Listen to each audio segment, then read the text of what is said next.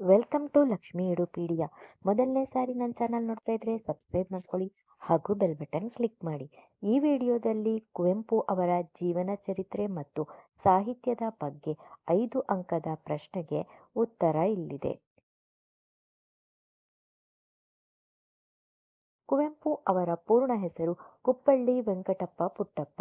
ಅವರು 1904 ಡಿಸೆಂಬರ್ 29ರಂದು ಶಿವಮೊಗ್ಗ ಜಿಲ್ಲೆಯ ಕುಪ್ಪಳ್ಳಿಯಲ್ಲಿ ಜನಿಸಿದರು.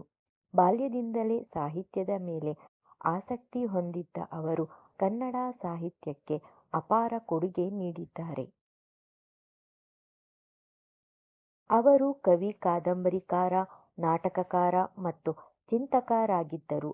ಕುವೆಂಪು ಅವರು ಮೈಸೂರು ವಿಶ್ವವಿದ್ಯಾಲಯದ ಮೊದಲ ಕನ್ನಡ ಕುಲಪತಿ ಆಗಿ ಕಾರ್ಯನಿರ್ವಹಿಸಿ ಕನ್ನಡವನ್ನು ಉನ್ನತ ಶಿಕ್ಷಣದ ಮಾಧ್ಯಮವಾಗಿ ಬೆಳೆಸಿದರು. ಅವರ ಪ್ರಮುಖ ಕೃತಿಗಳಲ್ಲಿ ಶ್ರೀರಾಮಾಯಣ ದರ್ಶನಂ, ಮಲೆಗಳಲ್ಲಿ ಮದುಮಗಳು, ಕಾನೂರು ಹೆಗ್ಗಡತಿ, ಯಯಾತಿ ಪ್ರಮುಖವಾಗಿವೆ. ಅವರ ಸಾಹಿತ್ಯದ ಕೇಂದ್ರ ಭಾವನೆ ವಿಶ್ವಮಾನವತೆ. ವಿಶ್ವಮಾನವನೇ ನನ್ನ ಧರ್ಮ ಎಂಬ ಅವರ ನುಡಿ ಬಹಳ ಪ್ರಸಿದ್ಧವಾಗಿದೆ. ಕುವೆಂಪು ಅವರು ಕನ್ನಡ ಸಾಹಿತ್ಯಕ್ಕೆ ನೀಡಿದ ಅಪಾರ ಸೇವೆಗೆ ಜ್ಞಾನಪೀಠ ಪ್ರಶಸ್ತಿ 1967ರಲ್ಲಿ ಲಭಿಸಿತು. ಪದ್ಮವಿಭೂಷಣ ಮತ್ತು ಕರ್ನಾಟಕ ರತ್ನ ಪ್ರಶಸ್ತಿಗಳನ್ನು ಪಡೆದಿದ್ದಾರೆ. ಅವರು 1994 ನವೆಂಬರ್ 11ರಂದು ನಿಧನರಾದರು.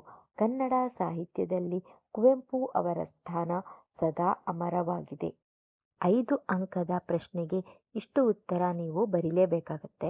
ಇಷ್ಟು ಸಂಪೂರ್ಣವಾದ ವಿವರಣೆಯನ್ನು ಕೊಟ್ಟರೆ ನಿಮಗೆ 5 ಅಂಕ ಸಂಪೂರ್ಣವಾಗಿ ಸಿಗುತ್ತದೆ. ಇದೇ ರೀತಿಯಾಗಿ ಇದೇ ಪ್ರಶ್ನೆಗೆ ನಿಮಗೆ 10 ಅಂಕಕ್ಕೆ ಉತ್ತರ ಬೇಕಿದ್ದರೆ ಕಮೆಂಟ್ ಮಾಡಿ.